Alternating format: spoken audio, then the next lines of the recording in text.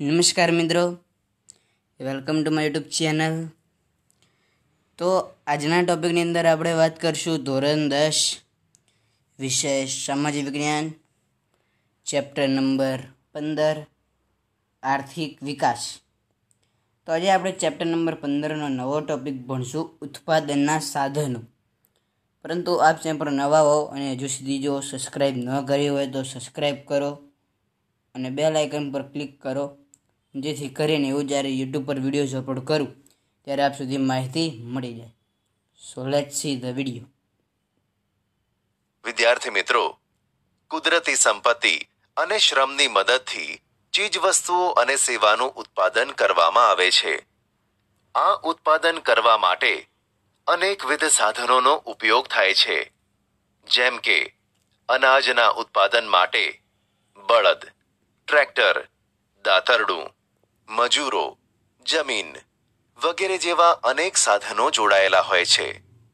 ઉત્પાદન માટેના સાધનો તો ઘણા છે, પરંતુ અભ્યાસમાં સરળતા માટે આવા સાધનોને 4 ભાગમાં વહેંચવામાં આવ્યા છે.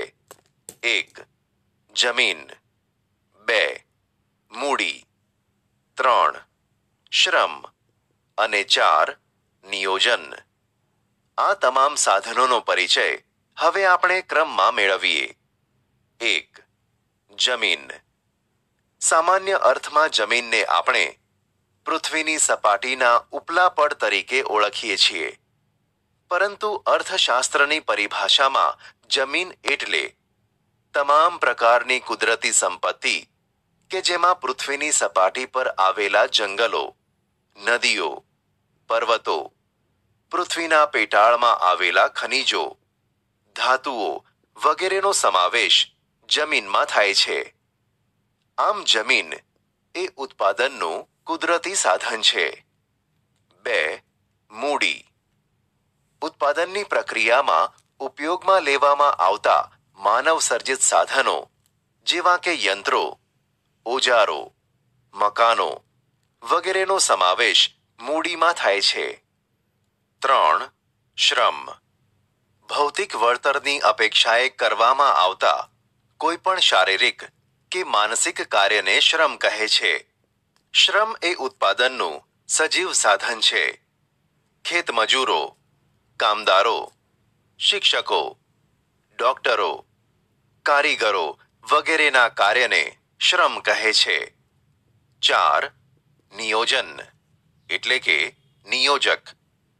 ઉત્પાદનની પ્રક્રિયામાં જમીન, મૂડી અને શ્રમ જેવા ત્રણેય સાધનોનું કુશળતાપૂર્વક સંયોજન કરનાર વ્યક્તિને નિયોજક કહે છે. આ ત્રણેય સાધનોને યોજનાપૂર્વક ઉત્પાદનમાં જોડવાની કામગીરીને નિયોજન કહેવાય. ઉત્પાદનના સાધનોની ફાળવણી. માનવીની જરૂરિયાતો અમર્યાદિત છે અને આ જરૂરિયાતો પૂરી કરવાના સાધનો મર્યાદિત છે. વિશ્વના કોઈ પણ દેશ પાસે અમર્યાદિત પ્રમાણમાં સાધનો ઉપલબ્ધ હોતા નથી. ઉત્પાદનના સાધનોની હંમેશા અછત જ રહેવાની. પરિણામ સ્વરૂપે દરેક દેશ પોતાની પાસે જે મર્યાદિત સાધનો છે તેનો ઉપયોગ કેમ, ક્યાં અને કેટલા પ્રમાણમાં કરવો વગેરે પ્રશ્નો સાધનની ફાળવણીમાં ઉદ્ભવે છે, જેની ચર્ચા હવે આપણે કરીએ. 1. અમર્યાદિત જરૂરિયાતો. માનવીની જરૂરિયાતો અસંખ્ય અને અમર્યાદિત છે. વળી એક જરૂરિયાતમાંથી બીજી અનેક જરૂરિયાતો ઉદ્ભવે છે. ઘણી જરૂરિયાતો વારંવાર સંતોષવી પડે છે, તો કેટલીક જરૂરિયાતો વિજ્ઞાન અને ટેકનોલોજીના વિકાસને કારણે પણ ઉદ્ભવે છે. આમ અનેક કારણોસર જરૂરિયાતો અમર્યાદિત બને છે. આથી આ જરૂરિયાતો પૂરી કરવા માટે જરૂરિયાતોની પસંદગી કરવી પડે છે. 2. જરૂરિયાતોમાં અગત્યનો ક્રમ. અમર્યાદિત જરૂરિયાતોની સામે ઉત્પાદનના સાધનો મર્યાદિત હોવાથી કઈ જરૂરિયાતો વધુ અગત્યની છે તે વ્યક્તિએ નક્કી કરી અને જરૂરિયાતોને અગત્યનું ક્રમ મુજબ સંતોષવી પડે છે. જે જરૂરિયાત વધુ અગત્યની હોય તેને પ્રથમ સંતોષવી પડે અને ત્યારબાદ અન્ય જરૂરિયાતો. આમ ઉત્પાદનના સાધનો મર્યાદિત હોવાથી જરૂરિયાતોમાં અગત્યનો ક્રમ નક્કી કરવો પડે છે. 3. મર્યાદિત સાધનો. ઉત્પાદનના સાધનોમાં મુખ્યત્વે કુદરતી સંપત્તિ અને માનવીય સંપત્તિ હોય છે. આ તમામ સાધનો મર્યાદિત હોય છે, તેથી તેનો કરકસરપૂર્વક ઉપયોગ કરવો પડે અને પસંદ કરેલી જરૂરિયાતોને લક્ષ્યમાં લઈ સાધનોની ફાળવણી કરવી પડે. 4. સાધનોનો વૈકલ્પિક ઉપયોગ. જરૂરિયાત સંતોષવાના સાધન મર્યાદિત છે. એટલું જ નહીં, પરંતુ તે વૈકલ્પિક ઉપયોગ ધરાવે છે. ઉત્પાદનનું કોઈ સાધન એક કરતાં વધુ ઉપયોગમાં આવતું હોય તો તે સાધન અનેક ઉપયોગ ધરાવે છે. આ સાધનનો એક સમયે એક જ ઉપયોગ થઈ શકે છે. તેથી આ ઉપયોગ વૈકલ્પિક છે એમ કહેવાય. જેમ કે જમીનમાં ઘઉંનો પાક વાવીએ તો બાજરી, મકાઈ, મગફળી કે અન્ય પાક લઈ શકાતા નથી. જમીનના અન્ય ઉપયોગ જતા કરવા પડે છે. આમ આ બધી પરિસ્થિતિમાં વધુમાં વધુ જરૂરિયાત સંતોષાય તે રીતે ચીજવસ્તુઓ અને સેવાઓના ઉત્પાદનમાં સાધનોની ફાળવણી કરવામાં આવે છે. ઉત્પાદનના સાધનોની ફાળવણીની પદ્ધતિઓ. ઉત્પાદનના સાધનોની શ્રેષ્ઠ ફાળવણી કરી અને વધુમાં વધુ ઝડપથી આર્થિક વિકાસ પ્રાપ્ત કરવાનો દરેક દેશ પ્રયાસ કરતો હોય છે. ઉત્પાદનના સાધનોની ફાળવણીની મુખ્ય 2 પદ્ધતિઓ છે: બજાર પદ્ધતિ અને સમાજવાદી પદ્ધતિ. આ બંને પદ્ધતિ એકબીજાથી તદ્દન વિરોધી છે. આ બંને પદ્ધતિઓનો સમન્વય કરી અન્ય પણ કેટલીક પદ્ધતિઓ વિકાસ પામી છે. દરેક દેશ પોતાને અનુરૂપ હોય એવી એક યા બીજી પદ્ધતિ સ્વીકારે છે. ઉત્પાદનના સાધનોની ફાળવણી અંગેની મુખ્ય પદ્ધતિઓની સમજૂતી હવે પછી આપણે કરીએ. અ. બજાર પદ્ધતિ. અમેરિકા, જાપાન, ઇંગ્લેન્ડ વગેરે જેવા દેશોએ પોતાનો આર્થિક વિકાસ બજાર પદ્ધતિથી કર્યો હતો. બજાર પદ્ધતિને મૂડીવાદી પદ્ધતિ તરીકે પણ ઓળખવામાં આવે છે. આ પદ્ધતિમાં ઉત્પાદનના સાધનોની ફાળવણી નફાના આધારે થાય છે. આ પદ્ધતિમાં ઉત્પાદન અને તેની સાથે સંકળાયેલા આર્થિક નિર્ણયોમાં કેન્દ્ર સ્થાને નફો હોય છે.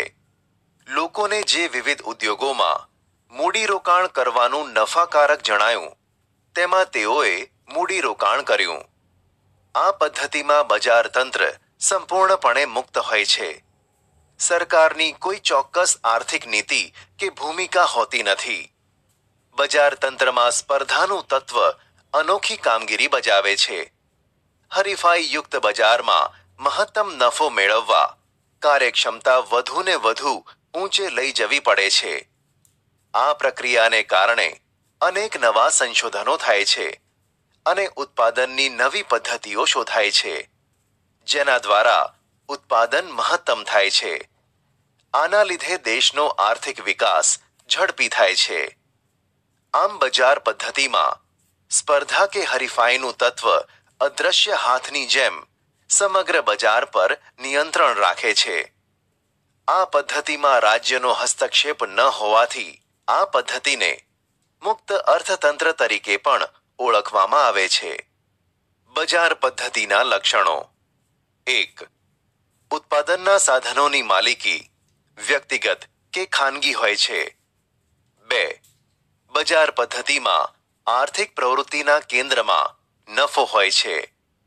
3. ગ્રાહકોને પસંદગી કરવાની વિશાળ તક મળે છે.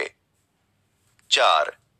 સરકારનો હસ્તક્ષેપ બજારમાં હોતો નથી. 5. ઉત્પાદનના સાધનોની ફાળવણી નફા આધારિત થાય છે. 6. આર્થિક નિર્ણયો ભાવતંત્રને આધારે લેવાય છે.